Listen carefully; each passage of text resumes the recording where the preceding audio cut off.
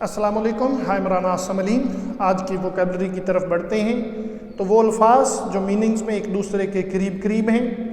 तो सबसे पहला वर्ड है act. Act means exertion of power, यानी कि आप जो एनर्जी इस्तेमाल करते हैं बॉडीली और मेंटली, तो जो हरकत करते हैं, जो आप काम करते हैं एट द स्पेसिफिक मूवमेंट, उसको एक्ट कहते हैं।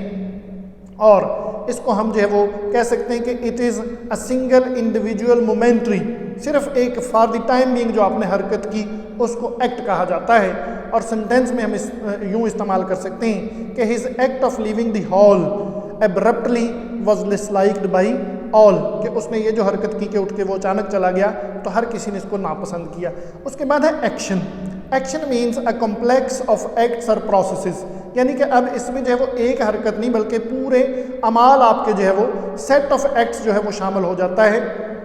और इसमें आपकी सोच से लेके आपके बिहेवियर, एटीट्यूड, हर चीज़ जो है वो शामिल हो जाती है, तो उसको एक्शन कहते हैं। मिसाल के तौर पे हम अगर सेंटेंस में इस्तेमाल करें तो हम कहते हैं कि I am not responsible for his actions, मैं उसके एक्शंस का जिम्मेदार नहीं हूँ। तो एक्ट एक सिर्फ सिंगल जो है वो हरकत जो आप फिजिकल एक्ट करते हैं उसका नाम है, लेकिन एक्शन जो है वो आपके तमाम तरह एक्शंस को इंक्लूड कर लेता है। फिर उसके बाद नेक्स्ट वर्ड है डीड। तो deed and act are both used for the thing done, ये दोनों उस काम के लिए डीड और एक्ट हम इस्तेमाल करते हैं जो आपने हरकत की होती है।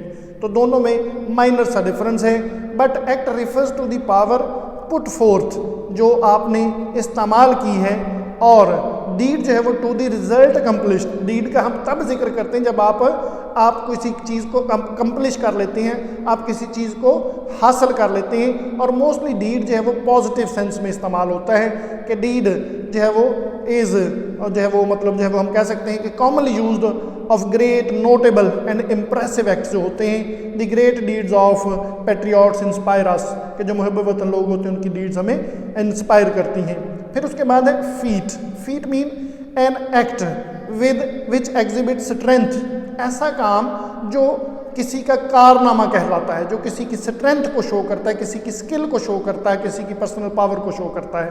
तो इसको हम सेंटेंस में इस्तेमाल कर सकते हैं। The conquest of the mount Everest was a great feet, कि माउंट एवरेस्ट को सर करना एक बहुत बड़ा कारनामा था। और उसके बाद अचीवमेंट है। अचीवमेंट भी हम समझते हैं कि किसी चीज़ को हासिल कर लेने को कहते हैं। तो is the doing of something great and note वर्दी, जब कोई आप बड़ा काम करते हैं, हासिल कर लेते हैं, तो हम इसको सेंटेंस में इस्तेमाल कर सकते हैं कि to stand first in the CSS examination is an achievement. और लास्ट वर्ड है एक्सप्लॉइट। एक्सप्लॉइट एक तो होता है किसी को एक्सप्लॉइट करना, वो वाला नहीं, बल्कि वर्ब के तौर पे इस्तेहसाल करना एक्सप्लॉइट होता है। यहाँ पे नाउन के तौर पे ऐसा बड़ा कारनामा जो होता है, अ ब्रिलियंट एक्ट, उसको भी एक्सप्लॉइट कहते हैं। और इसको हम सेंटेंस में इस्तेमाल करते हैं कि everybody was amazed at his exploits in the battle field, के जंग में जो उसने कारनामे किए हर शख्स को उन पे फख्र है।